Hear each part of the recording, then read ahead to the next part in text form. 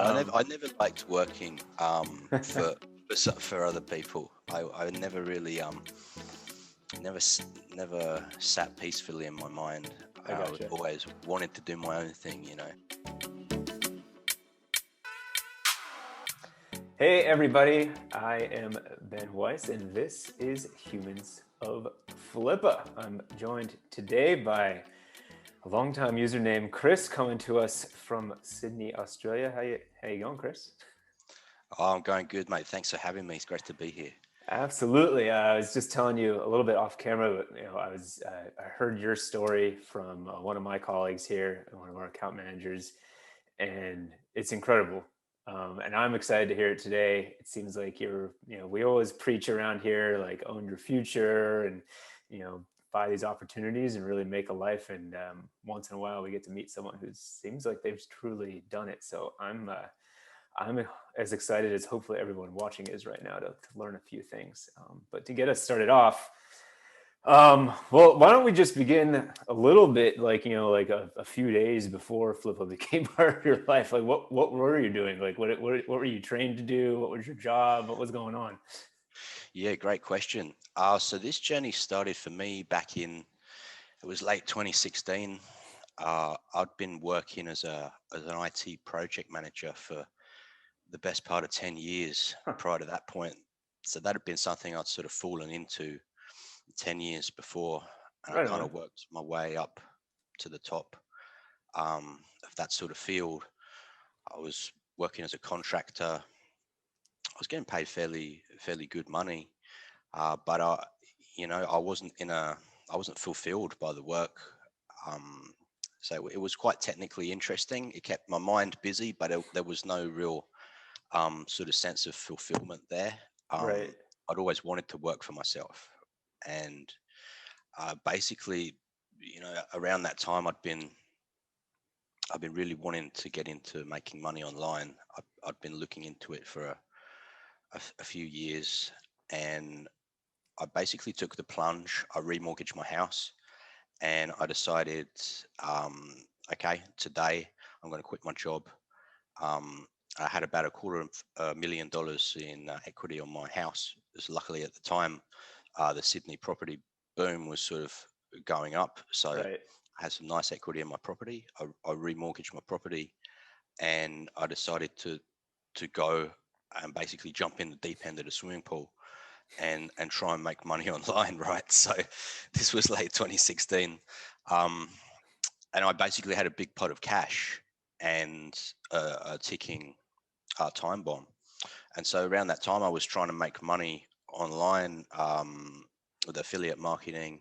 I had a number of websites that I tried to create, and the months go by and the months go by, and I'm having fun here, right? But um, I'm not making a lot of money. Let's be honest; it's a very slow process, right? When you Yeah. start from scratch. So I was I was learning all these new skills and trying to build these sites in parallel.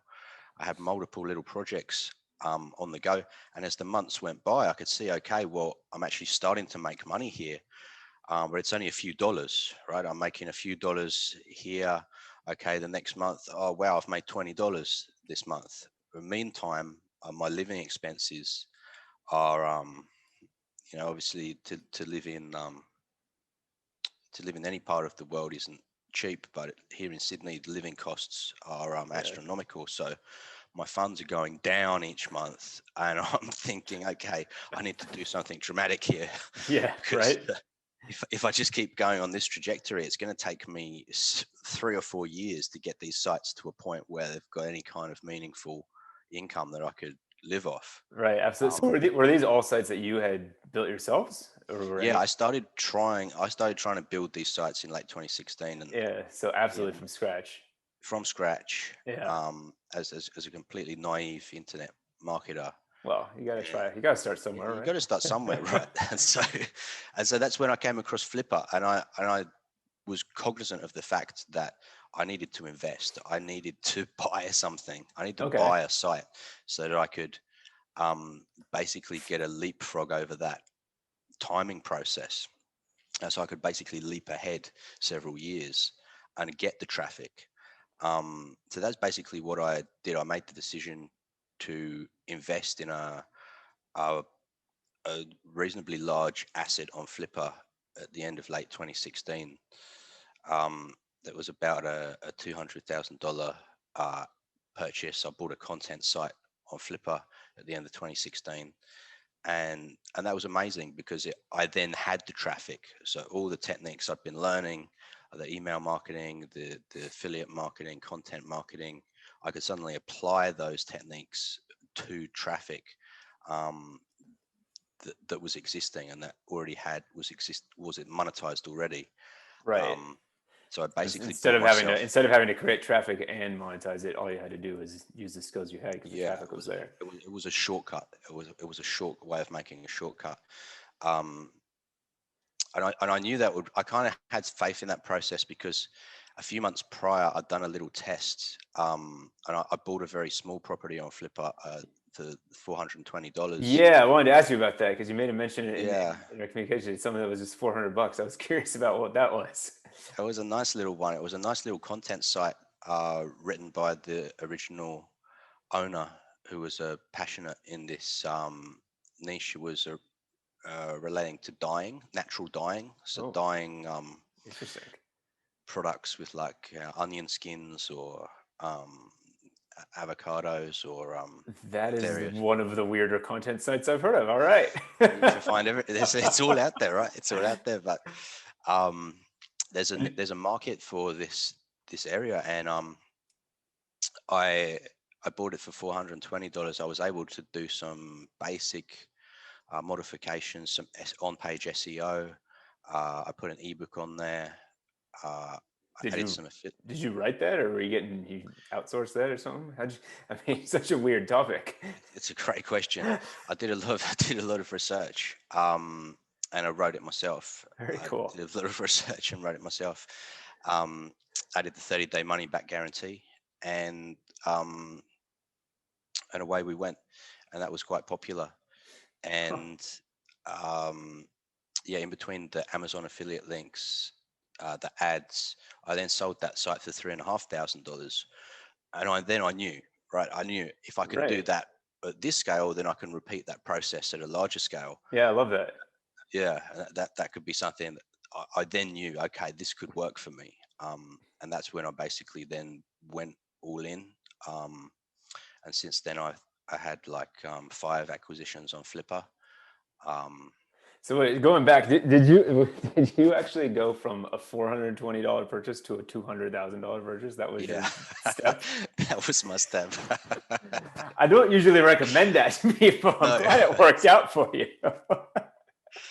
that's me. I'm kind of all or nothing. I'm a kind of all or nothing person. So Like it worked. It worked. It worked with this one. I it made. worked. I made. I made $2,000 or whatever it is. So Yeah, I'm just let's throw it at the wind and see what happens. That's yeah. amazing. I mean, obviously you knew what you were doing. You worked in IT, so like you knew Mm, computers and you were spending all this time building things, which I like that. mm, I don't always mm, hear mm, that, mm, and you realize how hard it was to just gain that traction. mm, mm, mm, mm, So mm. I guess there was something in between the 420 and the 200,000. You kind of knew what you were looking for. That's I still love that jump. I've never heard anyone do that. I'd never really thought about it like that, to be honest with you. But now you put it that way, it's kind of interesting. Yeah, It is phenomenal. It is phenomenal. And so yeah, you were just saying you've had like 5 transactions on Flippa. Are those all things you've bought on Flippa or stuff you've sold on Flippa? Or what do you mean by yeah. transactions? Stuff you bought? I bought now 4 sites and sold one, and I've got another. I'm planning to flip 2 of the sites that I purchased because the income's gone up on those. Amazing. And So because they're and you're making all your income on this right now, yeah? yeah, and that Full was full-time probably a gigs. big reason I went with the huge jump, was because I knew I needed to buy a full-time income. Mm. In my particular circumstance, I knew I needed a full-time income that I could subsist on without having to dip into my savings every month. Um, so that because the living costs here are so high, that was really that was the only way I could do that, was by jumping and making that big purchase. Right. You were really looking to like, as we tend to say, buy your next job. like instead of Basically, that's exactly what I did. Yeah. yeah. I was talking to someone a while back, I think on a webinar we once did. I think it might have even been on his like bio on his webpage. It said something about how I deleted my LinkedIn account because I'm not looking for a job. Okay. Yeah. It's like Fair enough. that's the kind of thing where it's like I don't need the networking. I'm just gonna go buy my next business, and that's Yeah. that. Well, I never liked working for other people. I never really it never sat peacefully in my mind. I I gotcha. always wanted to do my own thing, you know. Yeah. Always wanted to saw the little ideas around the companies that I said, oh, I would do it this way, but of course you're not in a position to change the way the company works when you're working for someone else. So Right. that's that's that's why I do this. Yeah. The freedom. It's just the freedom and the entrepreneurial spirit, I guess. Yeah, no, it is great. So actually, on that one, on the entrepreneurial spirit, you Mm. mentioned another thing in the message that we had going on behind the scenes about. It sounded like you had a content site, and you basically used the email list from that content site to build an e-commerce company and like Mm. successfully launch that by basically just kind of like combining the two and taking information from one and turning on another, basically like real quick. How did that go Yeah, down? that was a great experience. And it was a really cool business model. I'm sure could be repeated in many different niches. So what happened was the aforesaid site, the content site that I purchased, I had a lot of traffic. I was getting like 100,000 sessions a month. I had an email list of about 30,000 people. And so in this particular niche, not only are there digital products, opportunities for courses and education and such like, but there's also physical products. So in this particular case, I saw there were a number of companies already selling supplements, dietary supplements in this niche. And so I thought to myself, I could actually use my email list um, to crowdfund a, a supplement and then sell that on Amazon. And that that would create an entirely new income stream, Amazing.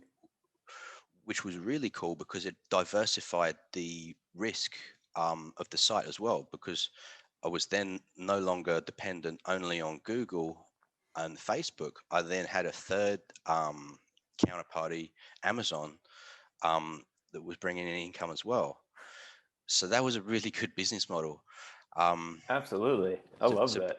yeah, because a lot of when you read about Amazon businesses now, it's all about having an email list because you know you want to be able to drive sales from off Amazon and then have a mechanism to prompt your customers for a review Right. because obviously that review building process on Amazon is absolutely key. Yeah. Um, so that was basically what I was able to do was um, crowd fund the supplement with the email list.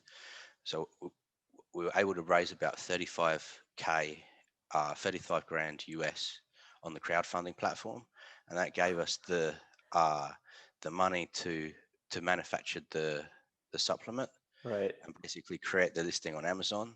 And then we used those same customers who supported the crowdfunding to go on to Yeah. Amazon and leave the initial reviews, and then that was then another income stream. And off the back of that, I also created a corresponding Shopify store on its own domain for the brand name of the supplement. Well, of course. Um, of course, why not? Which had links from the original content site to the e-commerce store, right? So I was basically referring my traffic.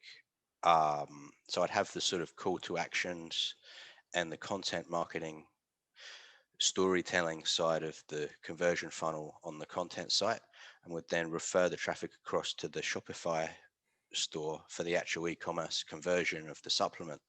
So it kind of basically created this side business, an independent brand off the side of the content site, which after I did that in 2017, Yeah. and then like 3 years later, I was able to sell that business on Flippa.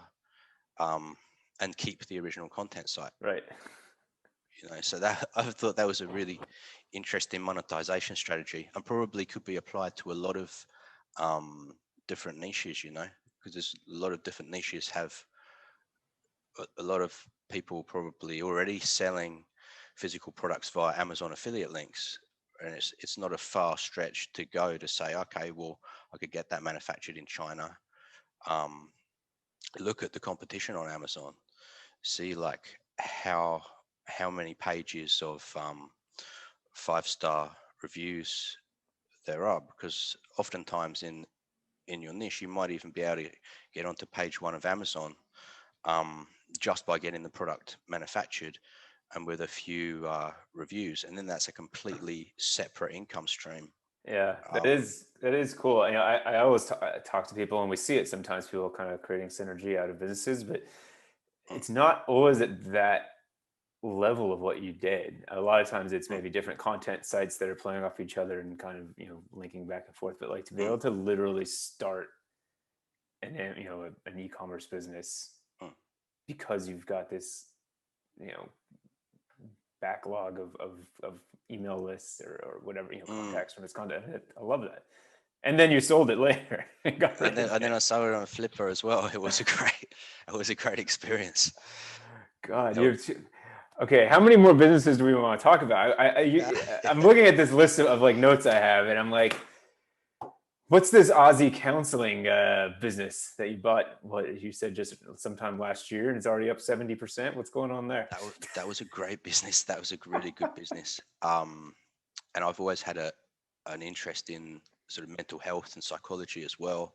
So I felt quite aligned with that business as well. So when it came on sale, it's basically a directory business, a directory of counselors. Um, Actually, in I this, remember this one. I remember. Yeah. yeah, Okay. So you're the it's guy. really All right. that's me. So when it came on, I saw the site straight away, and I could see that it was monetized via recurring subscriptions. So I looked at it and I thought this is a really low risk acquisition, Hmm. because even if the traffic were to completely tank, if Google was to blacklist the site, it still has um, It's got tens of recurring thousands of revenue. Yeah. dollars of recurring revenue Yeah. already scheduled. The card payment details are already captured in Stripe, and the recurring payments already set up. So that trail of monthly revenue is basically guaranteed no matter what happens. Yeah. So I saw that as a real low risk acquisition. Interesting. Um, and thankfully, there've been no traffic issues.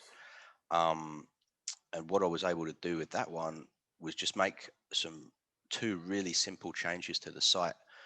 The checkout flow was a little bit cumbersome. You had to maybe click on like 3 buttons and check a tick box.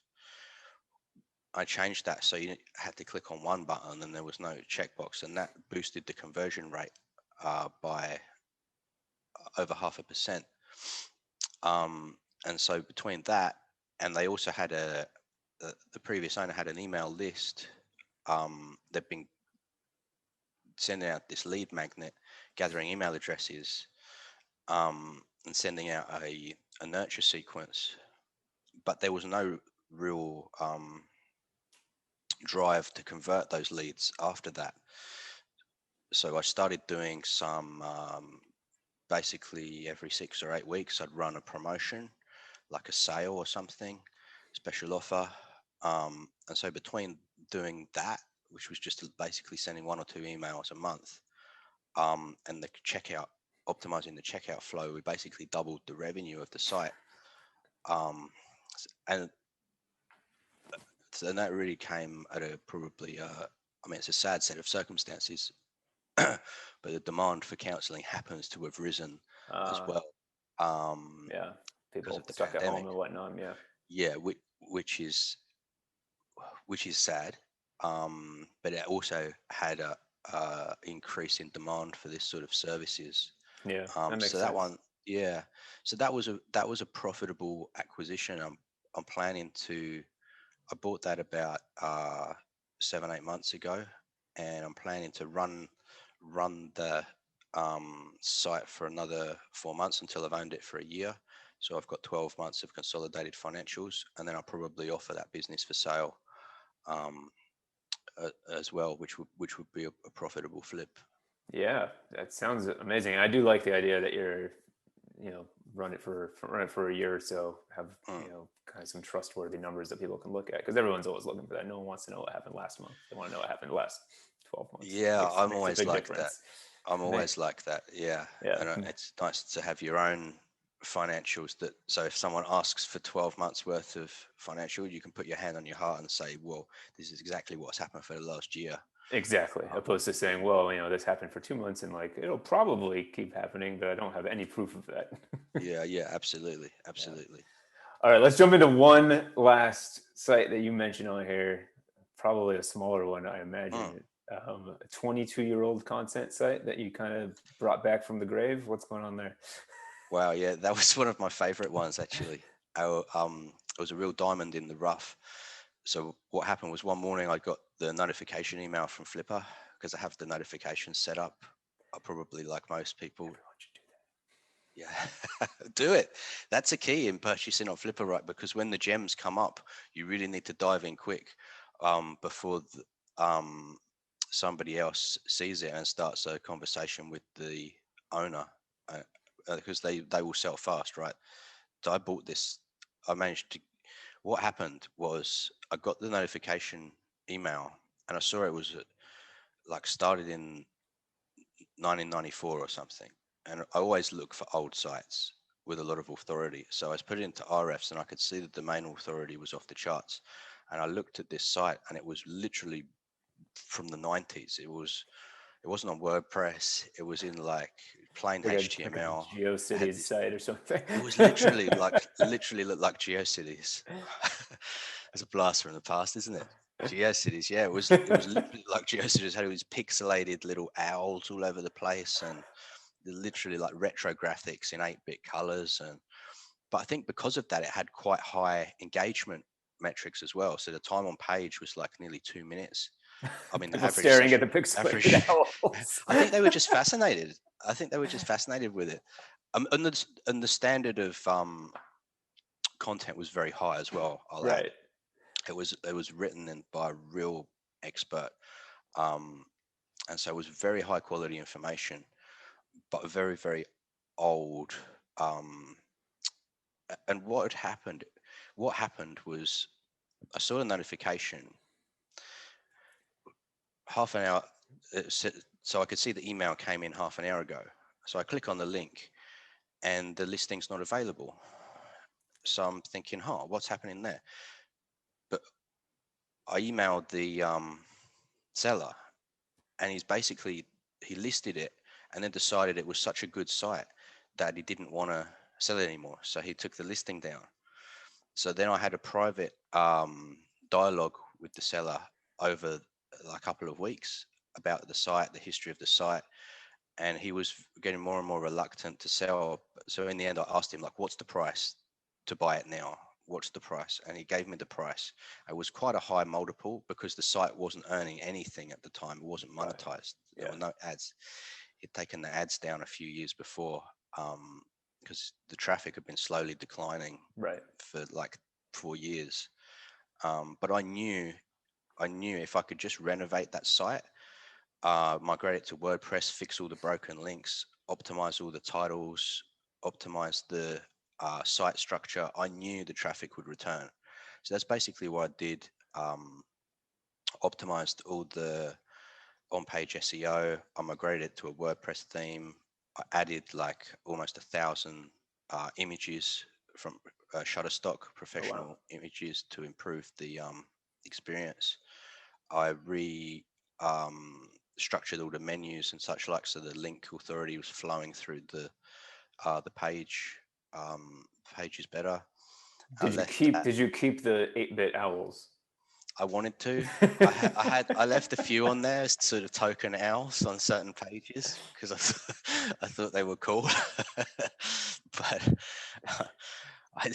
you know what? It's a great question because I actually thought about doing that because I felt like the engagement was so high because when people came across this site, they were They're like, like, this what is is like a this? retro. They were like, wow, this is like a real going traveling back in time. So I felt like that was actually keeping people on the site for longer. Um, because interestingly, the average session duration's gone down now that it's on WordPress compared to what it was before. So I'm actually working. So the other interesting thing about this acquisition was I then reached out to the original owner who'd sold the site 10 years before and regretted it because you could tell how much passion this man had put into the content. And so I reached out. I said, explained the story, and I said, look, I've renovated this site now. I've moved it to WordPress. I've added all these images.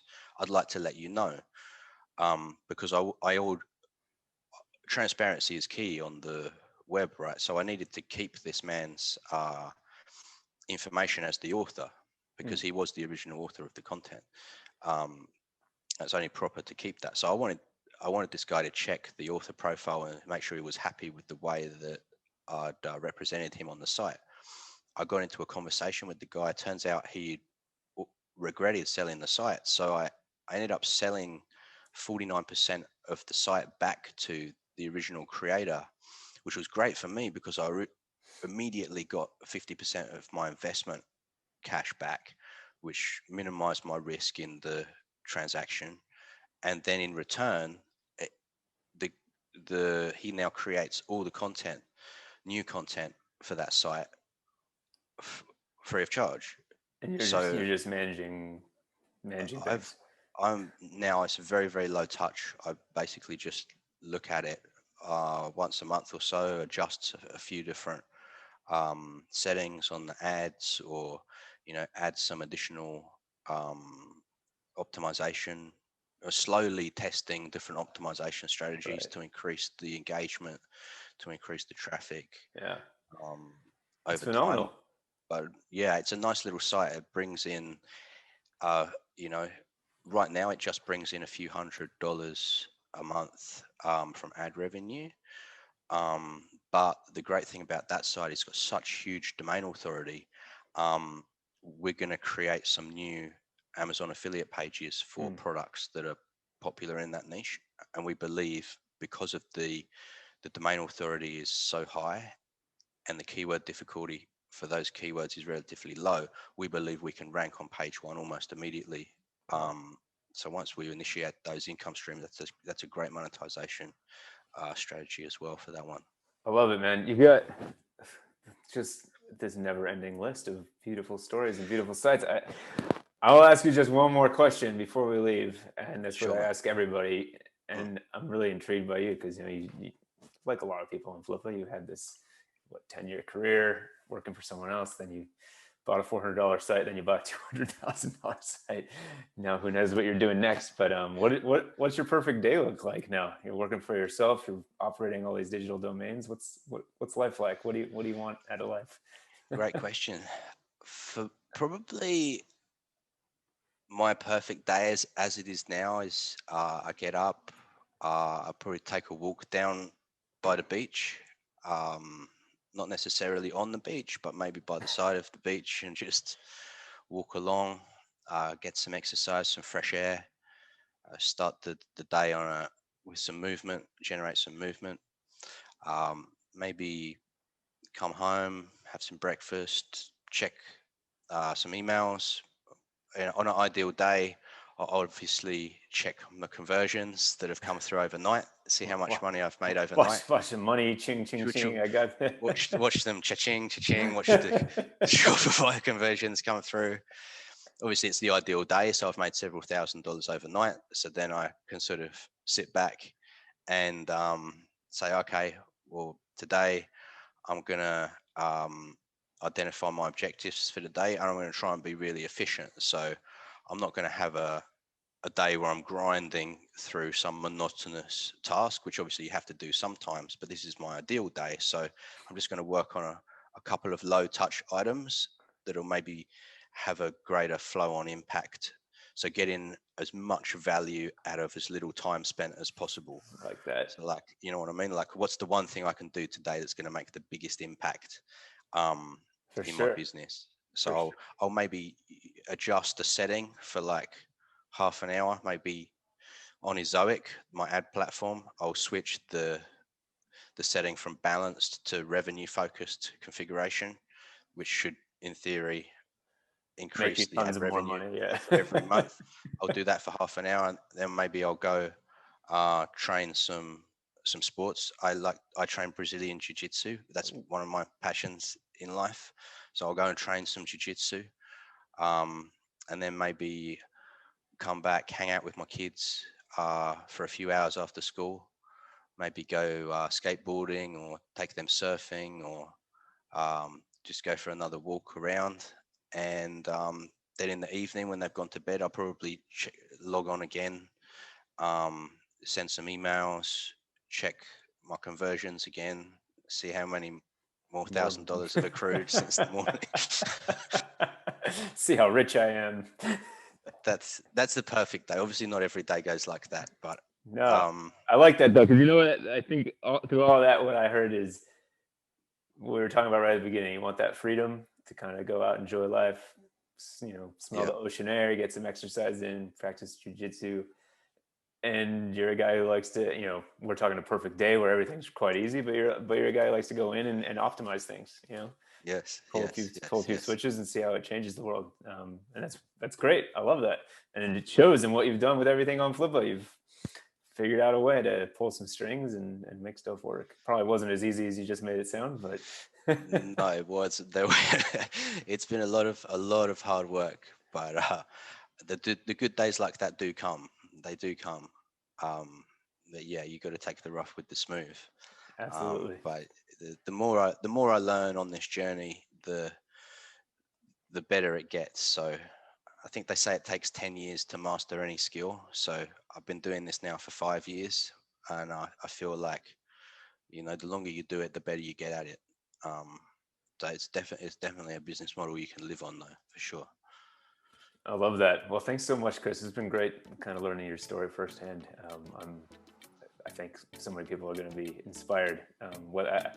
We'll see if they start with $400 listings or something more than that. Don't risk your money too bad, guys, if you don't know what you're doing. But it's a great story. Start small and see how it works, and then go big if that's your personality. So thanks for having me, mate. It was a pleasure, and enjoyed talking to you today. yeah, absolutely.